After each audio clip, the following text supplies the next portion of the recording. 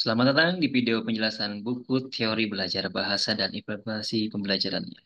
Pada video kali ini, kita akan membahas teori pembelajaran yang sangat mempengaruhi dalam dunia pendidikan, yaitu teori behaviorisme. Bapak, Ibu, dan teman-teman mahasiswa, yang kita ketahui bahwa teori behaviorisme ini adalah salah satu teori utama yang dalam psikologi pembelajaran yang berkembang pada abad 20. Nah, teori ini menekankan pada perilaku yang dapat dipahami dan diamati dan diukur serta diperankan dalam lingkungan ya untuk membentuk perilaku.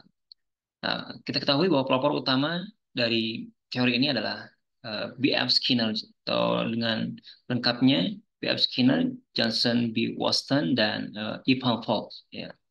Dan mereka percaya bahwa manusia dan hewan itu belajar melalui proses asosiasi, terus penguatan, dan hukuman. Nah, apa itu? Nah, kita akan bahas di sini. Salah satu tokoh paling terkenal dalam behaviorisme ini adalah uh, B.F. Skinner, yang tokoh utamanya. Dia mengembangkan konsep pengkondisian operan, yaitu proses di mana perilaku diperkuat atau dilemahkan berdasarkan konsekuensi yang mengikutinya. Skinner ini memperkenalkan kotak eksperimen yang dikenal sebagai Skinner Box, ya, yang digunakan untuk mempelajari perilaku hewan seperti tikus dan merpati. Mungkin dalam buku ini saya masukkan salah satu contohnya, yaitu kotak Skinner dengan gambar tikus, begitu. Dalam teori behaviorisme ada dua konsep utama, yaitu reinforcement atau penguatan dan punishment atau hukuman. Dan penguatan ini baik positif maupun negatif. Peningkatan memungkinkan kemungkinan terjadi perilaku ya. Misalnya seorang guru ya memberikan pujian kepada siswa yang menjawab dengan benar ketika ada pertanyaan. Nah, hukuman di sini atau di sisi lain ini mengurangi kemungkinan perilaku yang tidak diinginkan. Dan bagaimana teori dari behaviorisme ini diterapkan dalam pembelajaran bahasa?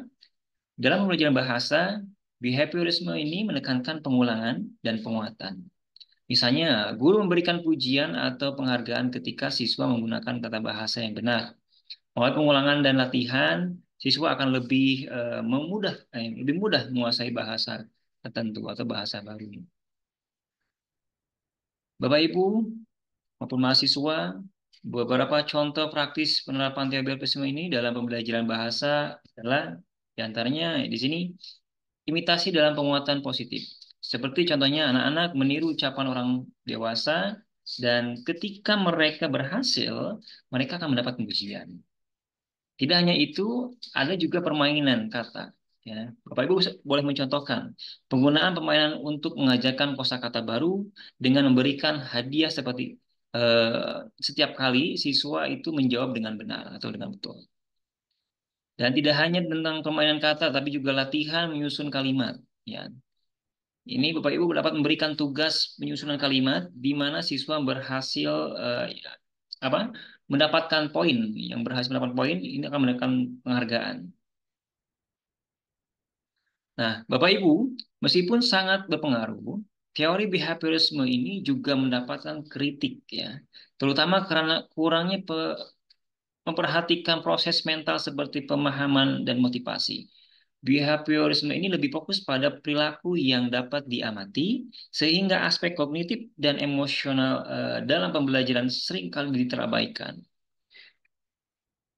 Dan mungkin Bapak Ibu dapat saya simpulkan untuk pada bagian ketiga ini, bahwa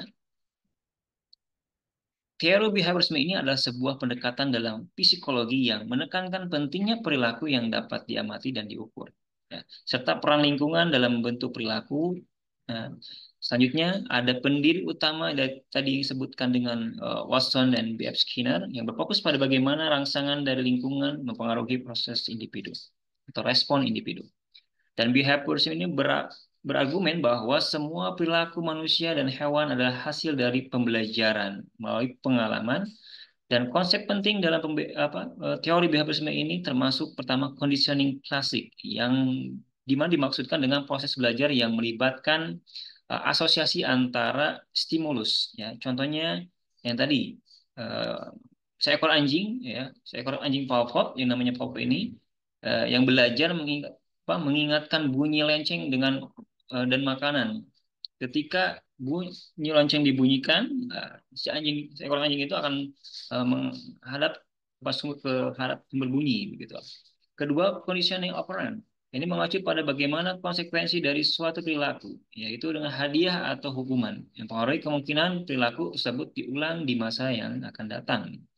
Dan punishment dan punishment ini itu meningkatkan kemungkinan perilaku, sementara punishment mengurangi kemungkinan perilaku.